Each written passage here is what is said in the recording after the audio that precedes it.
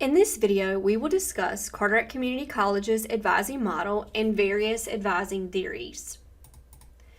There are different organization models of advising. There is a shared approach where the student can visit either an advising office or a faculty member. There's the decentralized approach where a student just visits an advising office or a student just visits faculty members. And then there's a centralized approach where all students go to one central advising office. Carteret has a shared approach to advising. So an entering student is either classified as a returning student or a new student. If the student is returning, the student's academic advisor is contacted. If the academic advisor is unavailable, the student is then directed to the MAP Center for advising and registration. The MAP Center will then follow up with the academic advisor to let them know that the student has visited the MAP Center and what came out of the meeting. If the student is classified as a new student, the student immediately goes to the MAP Center for advising and registration. In that advising and registration period, the student is registered for ACA 122. The student in ACA completes an assignment where they contact their advisor, and then the advisor advises the student for the remainder of their semesters. There are various advising theories and approaches. It's certainly not a one-size-fits-all. Sometimes it is best to use one approach versus the other. Sometimes it is best to use multiple approaches to advising. Prescriptive advising is when advisors tell students what they need to know and they tell students what classes they should be taking. Intrusive proactive advising is an approach in which an advisor actively reaches out to students, especially students who may be considered at risk or students who have not contacted them previously. Appreciative advising is an approach where advisors ask open-ended questions and then practice active listening skills to really listen to what the advisee wants and needs.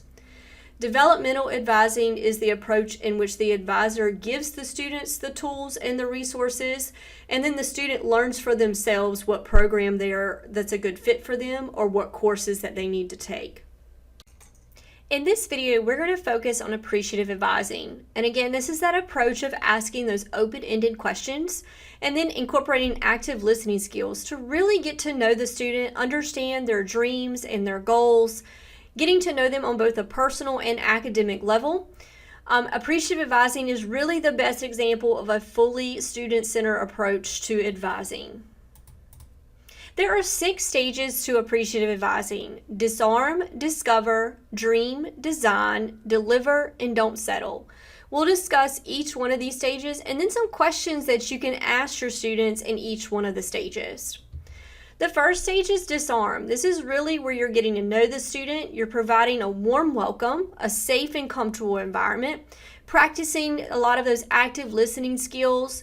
Some questions that you can ask the students are really just those getting to know you questions. So how are your classes going? Tell me a little bit more about yourself. What has your semester been like this semester? In terms of disarm, you've got to be cognizant of what your office is looking like in terms of providing that safe, warm, comfortable environment. Really ask yourself, if you were a new advisee walking into your office, would you feel comfortable there? Would you feel comfortable having those, open conversations about yourself? The second stage is discovery. So this is really doing that effective, open-ended questioning, active listening, really getting to know the student and really learning more about their dreams and aspirations.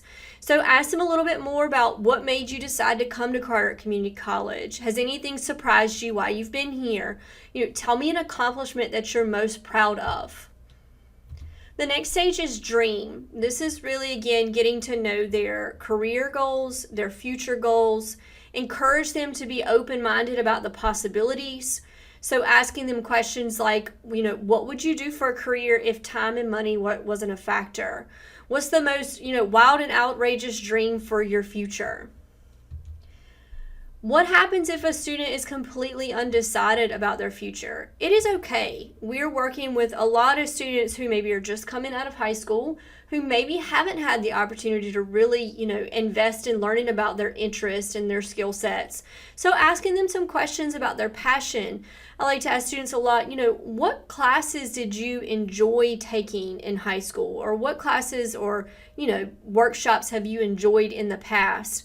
What impact do you want to have on other people's lives? What's driving you? So what is your driving force as to why you're here? The design stage is where you and the advisee really work together to come up with goals for their future, a realistic timeline. It's really where you clarify who is responsible for what, and then making effective referrals if need be. So in this phase, some questions you can ask are, what can you do in the next week or so to move closer to one of your goals? How are you going to celebrate accomplishing these goals? What are you going to do when you face an obstacle? All advisees are going to face obstacles at this point. It's important to go ahead and address those early on. And then coming up and listing resources and really explaining to the student what those resources are and how they can go about utilizing them on campus. The next stage is deliver. So reviewing what you've accomplished during the session, really recapping your responsibilities and the students' responsibilities, encouraging them to reach out to you if they encounter any hurdles, and then reiterating your confidence that the student can accomplish these goals. So some questions you could ask: how will you keep me updated on your progress? What are your plans if you run into a roadblock? And then what will you do if you think that your goals may be changing?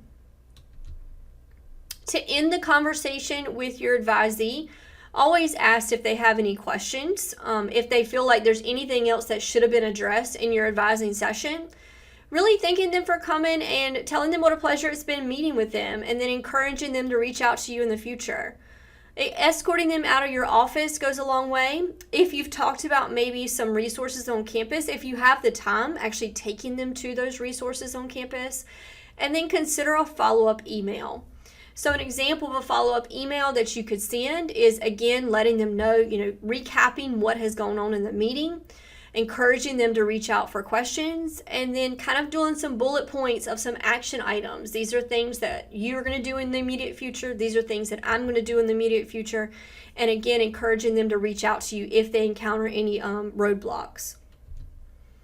The last stage is don't settle. So challenging and supporting your advisees, having high expectations. So questions you could ask your advisees is, if you were going to raise your internal bar of expectations, what would that look like? And then, you've done great so far. What are some things that you can do better?